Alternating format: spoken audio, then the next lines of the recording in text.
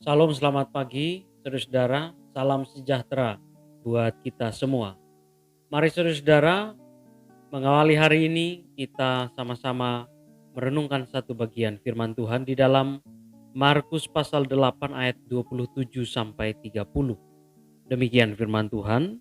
Kemudian Yesus beserta murid-muridnya berangkat ke kampung-kampung di sekitar Kaisarea Filipi. Di tengah jalan ia bertanya kepada murid-muridnya, katanya, "Kata orang, siapakah aku ini?" Jawab mereka, ada yang mengatakan Yohanes Pembaptis, ada juga yang mengatakan Elia, ada pula yang mengatakan seorang dari para nabi. Ia bertanya kepada mereka, tetapi apa katamu? Siapakah aku ini? Maka jawab Petrus, engkau adalah Mesias. Lalu Yesus melarang mereka dengan keras supaya jangan mereka memberitahukan kepada siapapun tentang dia. Demikian firman Tuhan. Saudara-saudara sekalian, penulis Markus ingin untuk memberitakan kepada setiap orang percaya akan identitas Kristus yang sebenarnya. Dia ingin supaya pemahaman yang benar boleh dimiliki oleh setiap orang percaya tentang siapakah Yesus itu. Dia kemudian mengawali surat Markus ini dengan pernyataan di dalam pasal 1 ayat 1, inilah Injil tentang Yesus Kristus anak Allah. Dia ingin supaya identitas dari Kristus itu benar-benar dipahami dengan baik. Dan kemudian di dalam kisah-kisah yang bisa kita temukan di dalam Injil Markus ini, secara perlahan-lahan Markus menyuguhkan peristiwa-peristiwa atau karya-karya Kristus yang dilakukan selama ia masih ada di dunia ini untuk menegaskan akan kemesiasannya. Bapak Ibu yang terkasih dalam Tuhan kita Yesus Kristus, melalui karyanya, melalui cara hidupnya, kemudian orang-orang menyematkan identitas kepada Yesus. Siapakah dia? Di dalam pasal yang ke-8 ini, dalam satu kesempatan ketika berada di Kaisarea Filipi, di mana tempat ini adalah tempat di mana sang kaisar Herodes itu tinggal atau diam di sana dengan di istananya. Maka Yesus kemudian mengajukan pertanyaan ini untuk menunjukkan siapa dirinya atau identitas dia yang sebenarnya, bahwa dia adalah penguasa, bahwa dia adalah Mesias. Dia bertanya kepada para murid, menurut orang siapakah aku?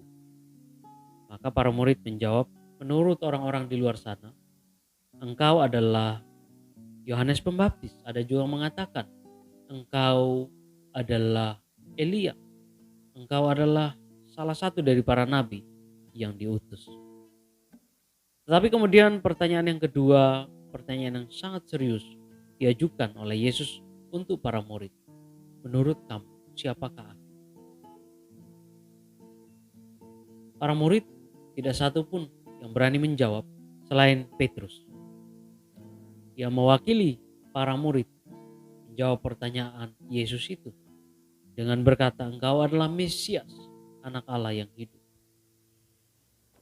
Selanjutnya Markus menyatakan kepada kita sekalian bahwa Yesus melarang mereka supaya kemesiasannya, identitasnya sebagai Mesias itu jangan disebarkan dulu. Karena saudara, Yesus tahu bahwa pada waktu itu para murid belum siap secara pengetahuan untuk memberitakan identitas dia yang sebenarnya. Jangan sampai apa yang mereka sampaikan itu adalah pemahaman-pemahaman yang keliru, pemahaman-pemahaman yang salah. Maka kemudian secara perlahan-lahan Yesus mengajar mereka sampai kemudian ketika puncaknya ia bangkit dari antara orang mati. Pada waktu itulah mata mereka dibuka, dan pada waktu itu juga Yesus memberikan tanggung jawab kepada mereka. Pergilah dan beritakanlah Injil, beritakanlah kemesiasanku kepada setiap orang. Nah, saudara yang terkasih dalam Tuhan, itulah identitas Kristus yang disampaikan oleh Markus buat kita sekalian. Saat ini kita sebagai orang-orang percaya, kita punya identitas sebagai orang-orang percaya, anak-anak Allah. Kita juga mempunyai tanggung jawab untuk memberitakan hal-hal yang benar, hal-hal yang baik kepada setiap orang. Tetapi hal-hal yang benar, hal-hal yang baik yang bisa kita sampaikan itu hanya bisa terjadi, hanya bisa terrealisasi jika kita mendekatkan diri kepada Tuhan dan juga kita mau belajar firman Tuhan. Dewasa ini banyak orang yang dengan gampangnya mau menasihati orang, mau menguatkan orang, tetapi dengan pemahaman-pemahaman yang keliru tentang Tuhan. Seolah-olah Tuhan itu seperti hamba daripada manusia itu sendiri. Tuhan itu gampang untuk diatur. Tuhan itu akan rela untuk melayani setiap keinginan kita. Hal-hal yang demikian, saudaraku yang terkasih dalam Tuhan, adalah pemahaman yang keliru tentang kemesiasan Kristus atau identitas Kristus yang sebenarnya. Mari sama-sama kita belajar untuk mendekatkan diri kepada Tuhan dan kita tidak jemu-jemu untuk mempelajari firman Tuhan, supaya pemahaman kita tentang Kristus semakin diperkaya oleh Tuhan. Dan kemudian ketika kita menyampaikan sesuatu kepada sesama kita, maka dengan pertolongan Roh Kudus kita dimampukan untuk menyatakan semua itu dengan baik, dengan benar, sesuai dengan kehendak Tuhan. Kiranya Tuhan memberkati dan menolong kita sekalian.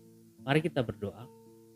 Bapa, terima kasih, kami bersyukur karena setiap waktu, setiap saat Tuhan selalu hadir di dalam kehidupan kami. Tolong supaya di dalam kehidupan kami ini, kami mau menggunakan setiap waktu dengan baik untuk semakin mengenal Engkau dengan benar. Terima kasih, sertailah kami di hari ini dalam segala aktivitas kami. Dalam nama-Mu Tuhan Yesus kami berdoa. Amin. Tuhan memberkati kita sekalian.